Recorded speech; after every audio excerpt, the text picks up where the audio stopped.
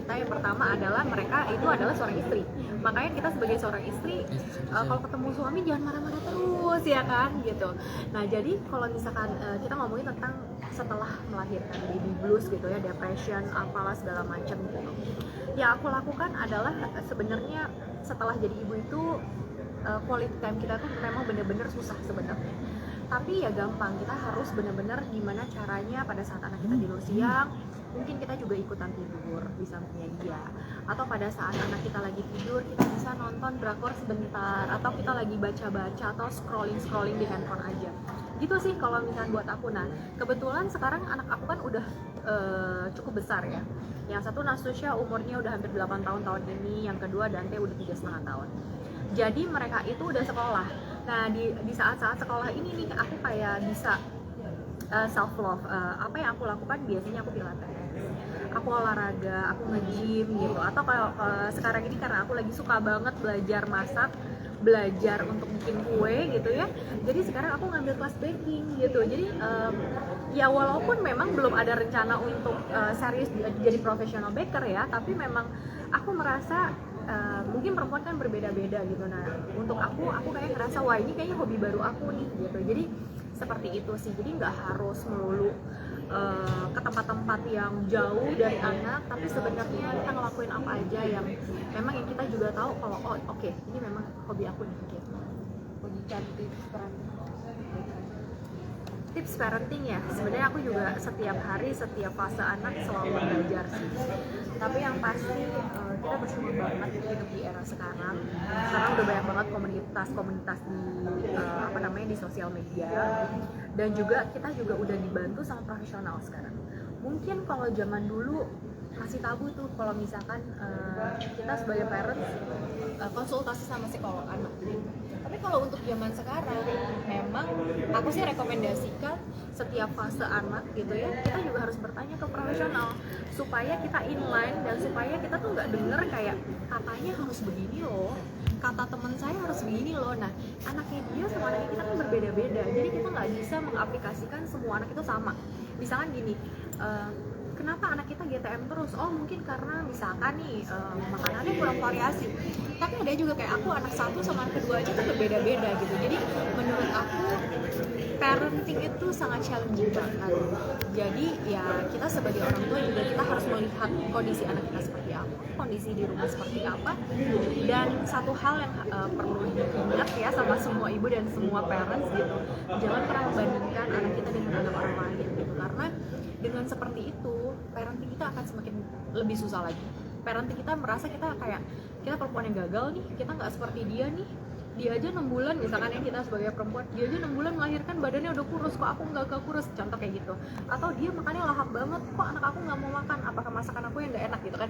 Contohnya seperti itu. Jadi menurut aku setiap ibu pasti tahu yang terbaik tentang anaknya, dan gak ada salahnya kok kalau misalnya kita ikut komunitas-komunitas yang positif, kita bertanya sama yang profesional, dan kita banyak-banyak baca buku juga, karena sekarang juga udah banyak banget buku tentang parenting gitu. Jadi seperti itu, dan jangan pernah membandingkan cara kita mengasuh anak dengan cara orang lain gitu sih.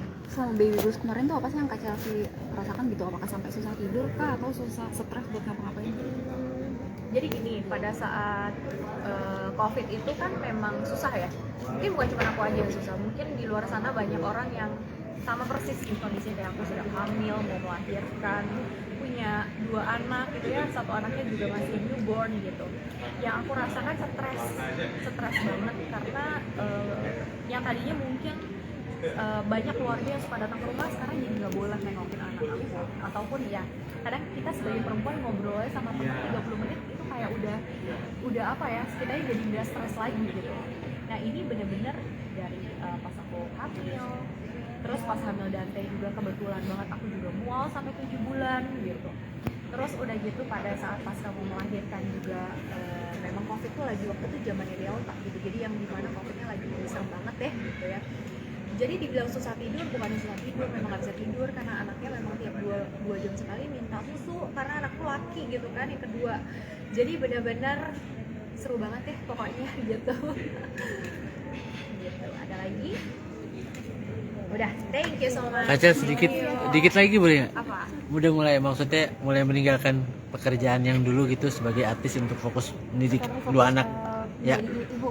Sebenarnya kalau misalnya meninggalkan dunia artis sih enggak ya. Tapi mungkin sekarang tuh lagi cuti main sinetron, cuti main film. Mungkin orang-orang biasanya ngeliat aku main sinetron, main film gitu ya. Ini sekarang memang udah hampir, terakhir aku syuting sinetron tuh 4 tahun yang lalu mungkin ya gitu. Jadi memang sekarang sebenarnya kangen banget dan juga banyak banget teman-teman tuh yang suka ngeledek kayak ayo dong main lagi gitu kan, terus suka ngirimin sinopsis sinetron gitu, ini bagus loh, atau yang seri yang pendek aja 16 episode gitu kan, sekarang udah banyak tuh ya 16 episodean gitu. Tapi balik lagi gitu, sekarang aku masih bekerja di entertain sebagai brand ambassador beberapa produk gitu. Jadi mungkin sekarang ya fokusnya pastinya yang pertama untuk keluarga dulu, karena aku nggak mau miss the moment gitu, karena anak ini tuh ya memang sih pekerjaan itu memang kalau misalnya ditinggalin juga sayang banget, tapi aku berasa kayaknya ya sekarang ini anak-anak yang lebih perlu sama aku gitu. Jadi ya sekarang pekerjaan aku ngurusin beberapa brand dari brand ambassador aku, sama aku juga punya brand sendiri gitu. Dan untungnya memang sekarang ini di zaman yang udah serba digital juga.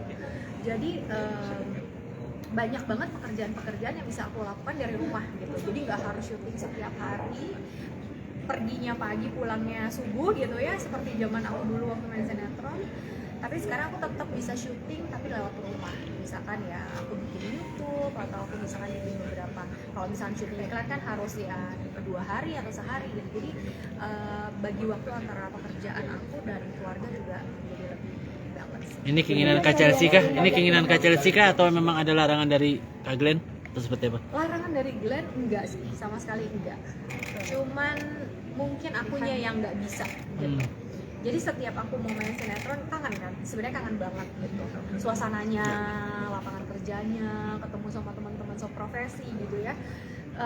Tapi balik lagi ketika ngeliat anak kayaknya nggak bisa nih, kayaknya akunya sendiri yang nggak bisa, karena aku tahu ketika aku syuting hari kerja aku tuh dari hari Senin sampai Sabtu, liburnya hari Minggu. Tapi pada saat Minggu kadang-kadang aku yang udah kecapean gitu. Jadi kayaknya aku nggak bisa ngorbanin semuanya ini ya hanya demi kayak apa ya, karir aku gitu. Tapi tawaran masih ada Kak?